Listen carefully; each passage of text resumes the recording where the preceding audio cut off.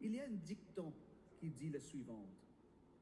La gratitude est parmi les plus rares des fleurs dans le jardin des vertus. Je vais le répéter. La gratitude, l'action grâce, est parmi les plus rares des fleurs dans le jardin des vertus. C'est intéressant à considérer c'est quoi exactement l'action de grâce. Souvent, on peut le considérer comme faisant une portion parmi beaucoup d'autres portions dans notre vie chrétienne. Mais en effet, c'est un élément de la vie chrétienne, de notre foi chrétienne, qui est trop souvent négligé ou même diminué, on peut dire, pour que ce soit aperçu plus souvent comme juste un morceau de tout le contenu de la révélation de Jésus-Christ. Mais la réalité, mes frères et sœurs, est autre. La vie chrétienne en soi et notre foi, toute la révélation de notre foi est marquée par cet esprit d'action de grâce.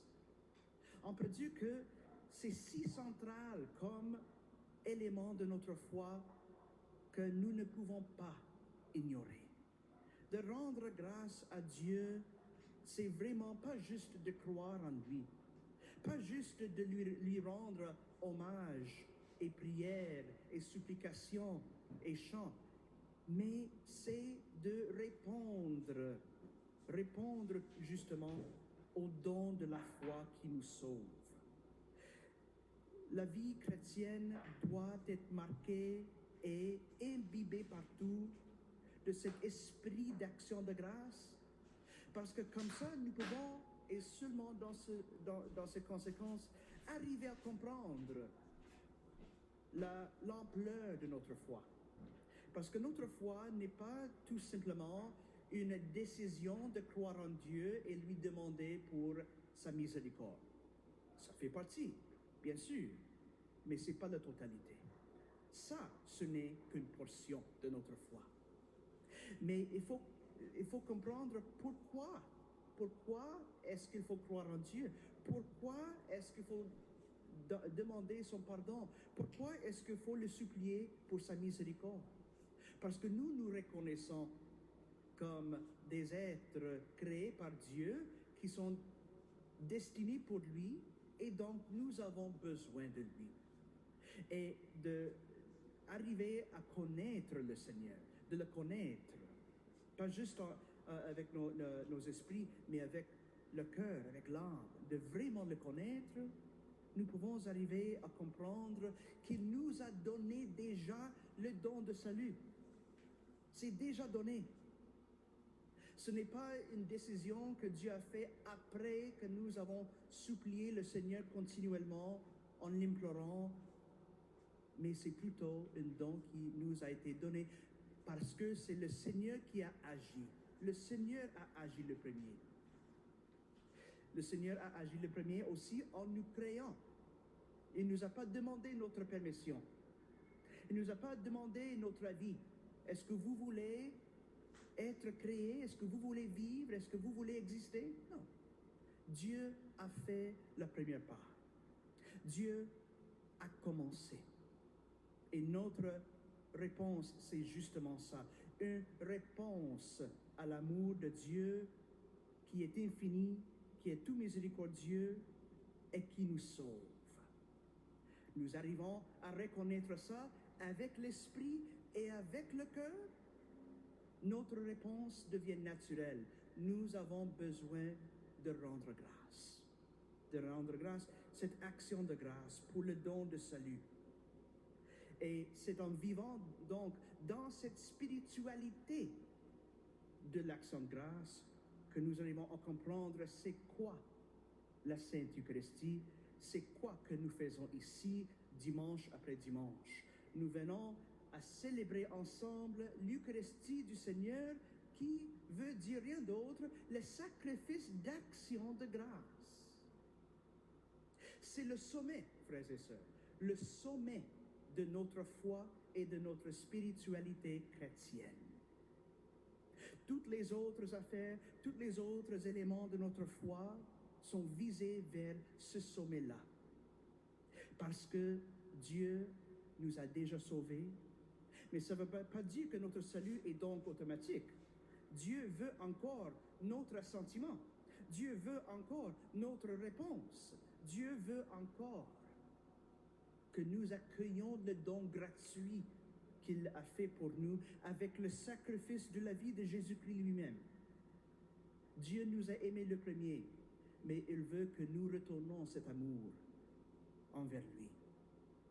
Parce qu'il nous sauve sans notre aide, mais il veut notre oui pour que nous puissions accéder à son pardon, à sa miséricorde, et donc être purifiés de nos péchés et comme conséquence, rendre grâce à Dieu pour son immense gloire, pour son immense amour, pour sa miséricorde infinie. Et de vivre dans cet esprit d'action de grâce et vraiment de vivre dans la haute sainteté de vie. Les deux ne peuvent pas se séparer. Ne peut pas. D'être plein d'action de grâce va avec la sainteté. Et on ne peut pas être des personnes saintes sans avoir cet esprit d'Eucharistie. Cette action de grâce, d'entrer dans l'œuvre d'action de grâce pour le don de salut que le Seigneur nous a donné. Donc, avec cet esprit, nous nous trouvons de plus en plus disposés dans notre cœur de pas seulement recevoir la grâce de Dieu, de lui rendre grâce, mais de vivre les effets qui incluent la guérison, qui incluent la conversion, qui incluent le renouveau total. Et ça, au niveau personnel, individuel, au niveau communautaire, au niveau mondial. L'Église a un travail prophétique à réaliser toujours dans chaque époque de la vie humaine, de la civilisation humaine dans l'histoire. C'est de proclamer l'Eucharistie, proclamer le fait que le Seigneur a déjà payé le prix et que nous sommes appelés à entrer dans la foi en action de grâce. Parce que sans le Seigneur, sans son aide, il n'y a pas d'espérance. L'espérance se trouve seulement dans le Seigneur et c'est en lui que nous pouvons finalement trouver une vraie joie. Une vraie joie.